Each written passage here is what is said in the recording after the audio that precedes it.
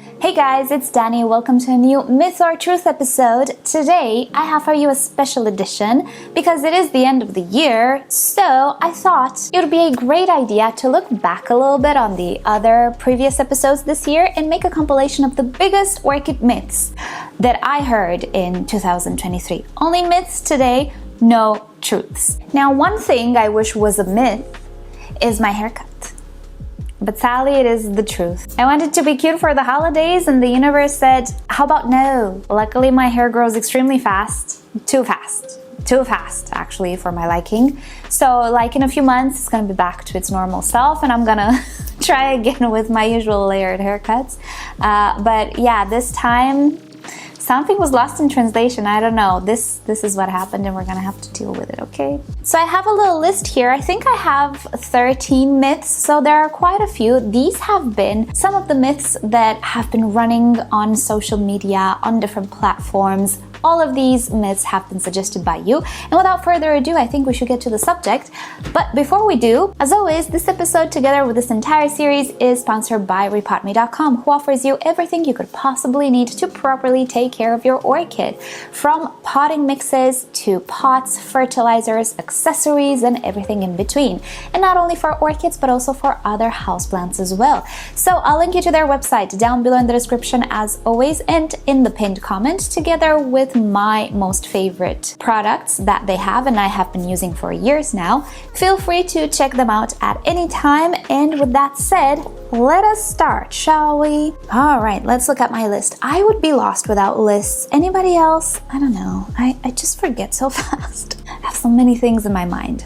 All right, myth number 1. And this is actually an oldie that kind of resurfaced this year for whatever reason. We have watering orchids before we fertilize them. So what we would do is take our orchid, run some water through the pot, plain water that is, and then we would run fertilized water through the pot. The quote-unquote logic behind this would be that the fertilized water would burn roots if they were dry. So we needed to soak them up first just to dampen the blow.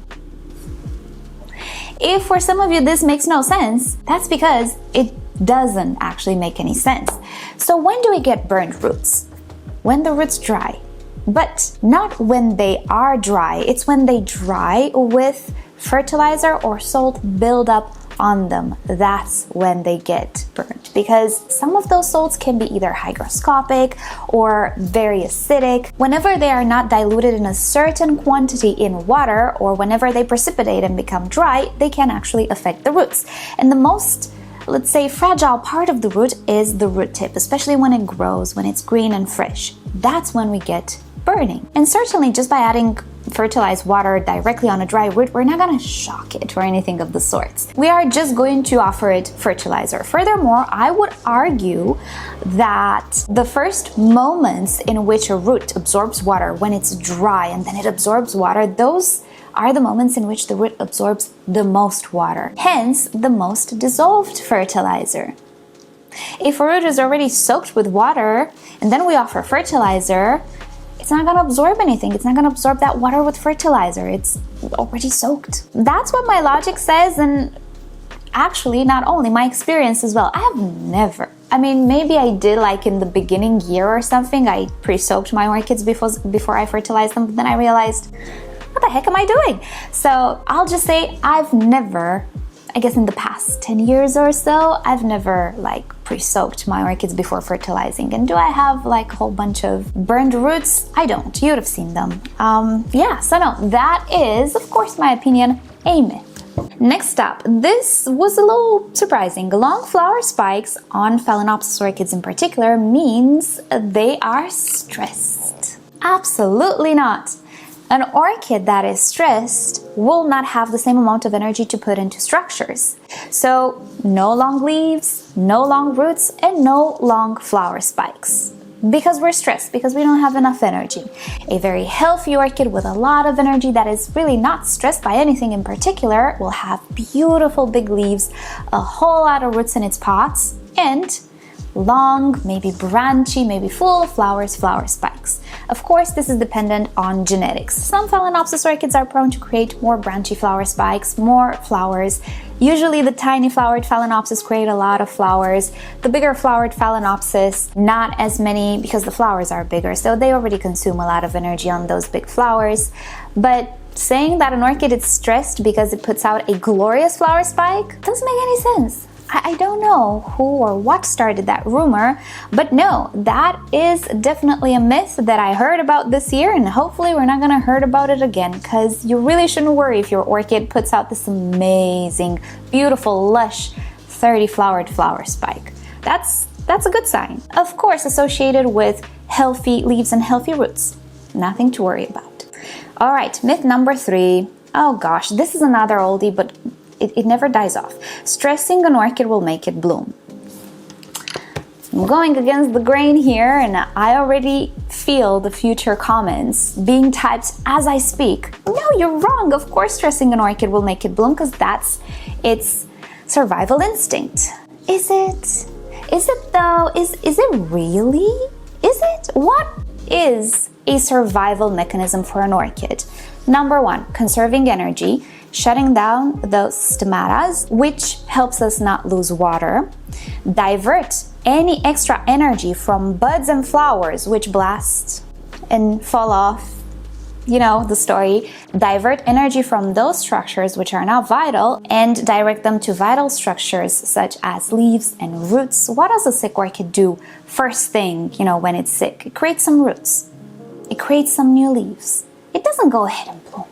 Now I know what you might say, but Danny, when we stress a Phalaenopsis with temperature, we make it bloom. False. That is not stress. That is just mimicking the natural season variation, let's say seasonal temperature variation in its natural habitat, or better said, in the habitat of its ancestors. We're not stressing it with temperature. We're not putting that temperature at 0 degrees Celsius. We're just reducing it with a few minor degrees. And while there might be other plants which can be induced into producing flowers if stressed, I'm here to talk about orchids, and I know orchids better. There might be some plants who might be induced, but when it comes to orchids, I'm honest. I've never actually seen in my collection an orchid which would respond to stress with blooming. Quite the opposite. I know, Maya, quite the opposite. It would lose flowers and buds, it would pause flower spikes. Generally speaking, regarding all orchids, I have never seen an incredibly stressed orchid respond by blooming. It responds by dying. Okay, too much? Yeah, sorry. But yeah, it responds by sit back and other stuff. Okay, myth number 4. This, maybe it's a new one. Hanging orchids upside down promotes root growth. Now, what would be the logic in that? There is no logic, because naturally orchids do not grow upside down. They would grow maybe slanted in the case of Phalaenopsis orchids. In the case of Tolumnias, no, this is how they grow upright. So it's not about having gravity perform some sort of magic. It's just a rumor. It's just, I don't know, some clickbaity social media trend that somehow took off this year. It's not even about making sure your orchid doesn't suffer crown rot. You can make sure it doesn't suffer crown rot by just not putting water into the crown. It's as easy as that, literally. Just make sure you water around the orchid or dunk the orchid into a separate dish or container of water. Why do we have to turn it upside down? Are we really that sloppy when we water that we have to turn the orchid upside down? I don't know. So no, if you want to promote roots, there are many other ways, such as placing an orchid on top of a more moist area. This doesn't necessarily promote the appearance of roots, but it maintains those root tips growing. If the environment is very, very dry, those root tips, which don't have that formed let's say dry velamen around them, they have a very fresh green velamen. Those have the tendency to dry out and stop growing. So the whole point of humidity is to make them continuously grow and not stop growing, not to promote them. Warm temperatures can promote them. Many orchids actually have their active growth season or vegetative season in the warm season. So if we keep an orchid, even if it's winter outside, if we keep it warm, we might actually trigger it to start growing vegetatively, which is what we want. We want roots and leaves. We don't want flowers right now if we have a sick orchid. So those are far more efficient ways of promoting roots than hanging your orchid upside down. What exactly are we achieving when we hang it upside down? It looks awful as well. Okay, next. It's one about Tolumnias. Tolumnia orchids need to dry by nighttime. Really? Tell us, honey, when exactly do you dry? This owner of mine keeps me constantly moist. I never actually dry out. Yes, I don't actually let my Tolumnias ever become super dry. Why? Because they're already in a cabinet which is quite warm, much warmer than this room. It's already prone to evaporate water. If I let these guys completely bone dry for way too long, they're really not gonna like it. Hence why they're also potted in self-watering pots, just because it helps me out a little bit more. Otherwise, I would have to water way too often. So no, that is actually a myth, as I've discovered along the years with Tolumnia orchids, and not only with many orchids. There are many articles that suggest Vandas, Tolumnias, I don't know, you name it, an orchid needs to dry out before sunset, before whatever.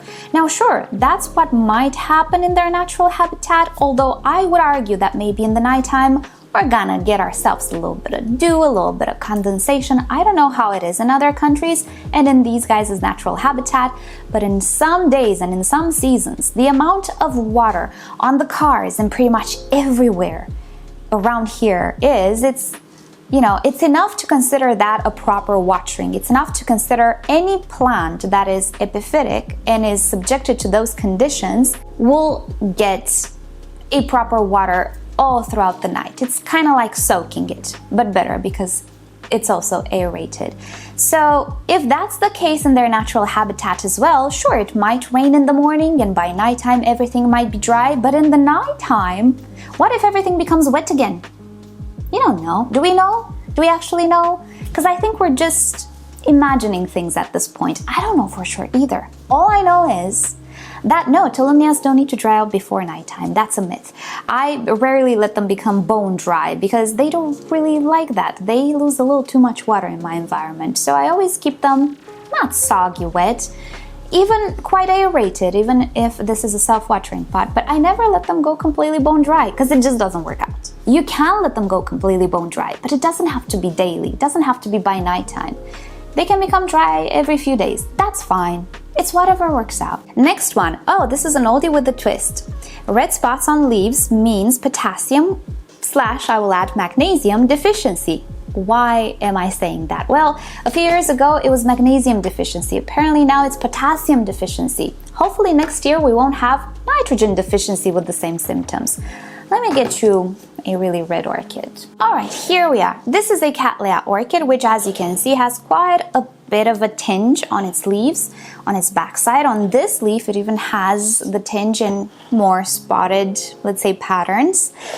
What orchid is this? This is Ringcantlianthe triumphal. Okay, the tag is stuck and I don't really want to mess up the roots, so I'm gonna let it be. I'm gonna put the tag on the screen. This orchid actually sits under grow lights, not in natural light, and it's what kids like to call these days sun-stressed. It's not sun-stressed, it's just anthocyanin that is being produced in bright light conditions, and it's not even stress. I mean, some orchids are programmed to do this in their natural habitat, and they will always look red. Anyway, I digress. So this orchid sits on the very same shelf with other Cattleya orchids, which are completely green. Only this one is red. Why? Because it's the type of hybrid which has a tendency to produce more anthocyanin because of its parentage, which I don't know by heart, but some orchids do tend to redden up more than others, even in the same, let's say, species or genus, I guess it's better said. Let's take Phalaenopsis orchids. Some really have a redder tinge on their leaves, some not. Typically, it's the Phalaenopsis orchids that have more purpley flowers or red flowers. Those are the ones that have a little bit more anthocyanin, or are a little bit more prone to produce that anthocyanin pigment. The orchids that are pure white or yellow or a color that doesn't really have purple, those tend to have lighter green leaves. Well, it's the case with Cattleyas as well. Now, being that they're all grown in the same environment, in the same quantity of light, fed with the same fertilizer, using the same water, the same type of potting mix, why would this have a potassium / magnesium deficiency, but the others don't? It doesn't make sense. Whenever we reach a conclusion, we kind of need to look at the big picture and not take the individual by itself, because nothing is by itself. It's part of a bigger picture, just like in nature. So if we know we're using a full menu fertilizer, as I like to call them, we don't have this behavior with other plants or with most of our orchids, why do we instantly go ahead and assume, oh, this one is deficient? It isn't even stressed. It has a big root system.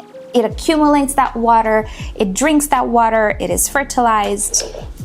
Why would this one have a deficiency and others don't? I'm going to tell you why. Because it doesn't. Because this is genetically what this orchid is programmed to do, redden up. And I guess that's all I have to say on this. All right, I think we should hurry up with these because we're not going to finish today. Next up, up-potting is better than repotting. So what is the difference between up-potting and repotting? So you have this orchid, you want to repot it, but you don't want to damage the root system. Rather than taking it out and removing all of this potting mix around the roots, we just take it up and we put it as it is in a different pot and just put some other potting mix around it. So practically we leave it with a plug. You know those seedling plugs? That's up-potting. You get the whole thing, you put it in a bigger pot and you put potting mix around it without removing the old medium. Is it better? It might look better at the beginning because yes, you generally do not harm any type of root in the process, but then long term, what happens to that potting mix that you left there, which is already broken down to a degree? It will continue to break down. And at some point, if it's left like that for a long period of time, it will break down to such a degree that it will become very acidic, it will have all sorts of byproducts that are not healthy for roots. It will retain more water because, let's say, the bark will lose its integrity, become mushy. It will lead to spoiling of the new medium faster and ultimately result in damaging the new root system as well. So yeah, at the beginning, you might think it's a much safer alternative to repotting, but long term, I would disagree. Next up. Oh, that's a good one. Garlic. Garlic has been the thing of the year. Garlic water is beneficial for orchids. How beneficial and in what ways, we're not sure exactly. Apparently, it helps pretty much everything, like from roots to blooming, you name it. Your orchid has a problem, put garlic on it, it's gonna be fine. You have pests, you know, spray it with garlic, it's gonna go away, it's gonna be fine. Just put garlic on your orchid. Because you don't have any issue, put it, because you might in the future. Pretty much, that's what I understood from the whole garlic experience this year. Now, I hate garlic as a person, but I do get it. It's quite a tasty, is it a fruit? No, it's a root. It's quite a tasty ingredient, right? It belongs in food, not on orchids. It actually doesn't really do much for orchids. And sure, there will be some who will argue in the comments that garlic might have some anti-pest properties or antifungal properties. Okay, how potent is it and what quantity do we need to extinguish a mold outbreak? It's not enough that something has some properties. Cinnamon has some properties as well. Do we put cinnamon on infections? We don't. It's not enough that something contains something that can be useful. A lot of medicine is plant-based, but there is a certain component that acts or in a certain quantity or in conjunction with other ingredients. So just sprinkling garlic water or mashed garlic or whatever garlic on your orchid is not the cure of everything. It's not gonna do anything. If you feel like having plants that smell like garlic in your house, I mean, that could be, reason enough to use it, but other than that, I don't know. Okay, next up, orchids like small pots. Again, an oldie but goldie. There are many articles, even to this day, even on the American Orchid Society, which claim that if you pot a dendrobium in a small pot, it will do much better than a dendrobium in a big pot. And I will disagree because experience. I've had dendrobiums in big pots. I actually have most of my orchids in bigger pots because it kind of helps me out with more water retention. I had the same success as when I had them in smaller pots. Furthermore, it's a little bit better because I can keep them in the same pot for longer. Some dendrobiums, especially the Phalaenopsis types, they tend to grow pretty fast. Even though they're not very rambly, they tend to be quite vigorous when they're doing well. So we tend to run out of space quite a bit, especially because they do hang on to their roots, I discovered. They don't lose roots very fast. They're not very fragile roots like Cattleyas. So in my experience, having them in bigger pots has only benefited me. Now I know why people say use smaller pots, is so that you don't overwater, but you can also not overwater if you're a little careful. That's all I'm saying. All right, next up. Moth orchids can be propagated from leaves. Oh brother, I really dislike these things. This is of course a myth. Phalaenopsis orchids do not work like succulents. I wish they would, but no, they don't actually have any growth structures on the leaves. And some of you might say, but I've seen a video. People make videos with roots on the leaves. Fake is what my opinion is. Super glue is what I think they used.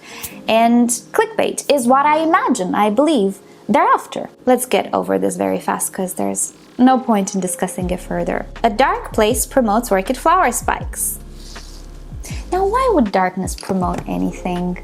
Darkness would promote stress. That for sure it will promote. So if an orchid is stressed, why will it want to bloom? Now, sure, you might say, well, I put my Phalaenopsis orchid in a darker garage, whatever, with low temperatures and low light. Well, here's the thing. Some Phalaenopsis are really not highlight plants. They actually differ depending on hybrid, I noticed. But some of them, can do with several weeks or even months of low light. They can do absolutely fine, particularly if you give them some cool temperatures as well, because they stop vegetative growth, they slow down overall their growth because they don't photosynthesize as much anyway, and coupled with the low temperatures, they use whatever energy they have to maybe produce a flower spike. I'll tell you my experience. I've had Phalaenopsis, not me, somebody, let's say, had Phalaenopsis orchids that were not placed in optimum light. They had the temperature drop, they had everything, but the light was not okay. They kept them like in the middle of the house, no light, nothing. Those orchids did not bloom. They did not produce flower spikes. So sometimes, they might have enough energy to produce a flower spike, but not because you offered darkness, it's because you offered that cool down. But sometimes they won't. It's a lottery, you never know. So if you put 20 orchids in that situation, you will find maybe 5 of them initiate flower spikes and grow them. 5 will initiate them but stop growing their flower spikes, and another 5 will not do anything, and another 5 will die. I don't know. So you will always get different outcomes because it's really depending on the individual. But definitely don't put orchids in dark places unless they go dormant like catasetums. In Phalaenopsis, they really don't go dormant. And last one, it has to do with garlic again. Let's just mention it because I found it very, very funny. At the time I told you a story, garlic between leaves makes orchids bloom. Might as well put raspberries in between the leaves and they will bloom just as well. Plus, raspberries smell a lot better. So again, the garlic. Garlic is the star of the year. No, you will not promote flower spikes using garlic in between the leaves. No, just no. And I told you a funny story at the time when I was a kid, and there were all sorts of old tales from, the ancient history of Romania. There were some grandmas who thought that when the kid is sick, has the flu, whatever, if you put garlic cloves in their ears, it will reduce fever. I know, right? I'm sure every country, every region has their own, tales from the past that have no merit. But, we did them because instead of doing nothing, I guess people were like, well, I have all of this garlic lying around. I can't eat it all. You can't really eat garlic and bread, What am I gonna do with it? Might as well try some medicine cures. Why not? So, that's how I see all of these garlic tricks with orchids. That is about it for today. Thank you guys so much for watching. Myth or Truth is a series that I really like. Brings me sadness, but also joy at the same time. My coping mechanism is humor, and it's usually dark humor. That's why I don't let it shine too much in my videos, because I know it's a little messed up. But yeah, that's my coping mechanism. But I have to say, it gets to be sometimes seeing all of these things on social media that are just like, what? And people are like, oh, yeah, thank you for the advice. I'm gonna do that. People just believing it because, you know, they don't know plants, maybe. They don't know how things work. We're not born knowledgeable. I wouldn't have known half of these things if I wasn't, you know, into orchids. But like, it's sad that we just believe everything we see on the internet, don't we? But then again, I'm amused as well because it's, you know, you have to laugh about these things. But anyway, that is it for today. Hopefully the series will return next year. We'll see about that. Let me know down below other myths you might have heard this year or previous years that you'd like me to talk on about, and maybe the series will come back next year. But for this year, this has been it. Thank you guys so much for watching this series and for commenting and contributing to the Myth or Truth series. I really appreciate it because, you know, I cannot think or see everything myself. You guys have to help me sometimes when I do these series, and I'm really appreciative that you do. And I wish you all a wonderful new year full of orchid flowers. Thank you again for watching. Thank you rePotme for sponsoring this wonderful series. And with that said, hope to see you next year, next time, next week, whenever the next video will be. I love you all. Bye.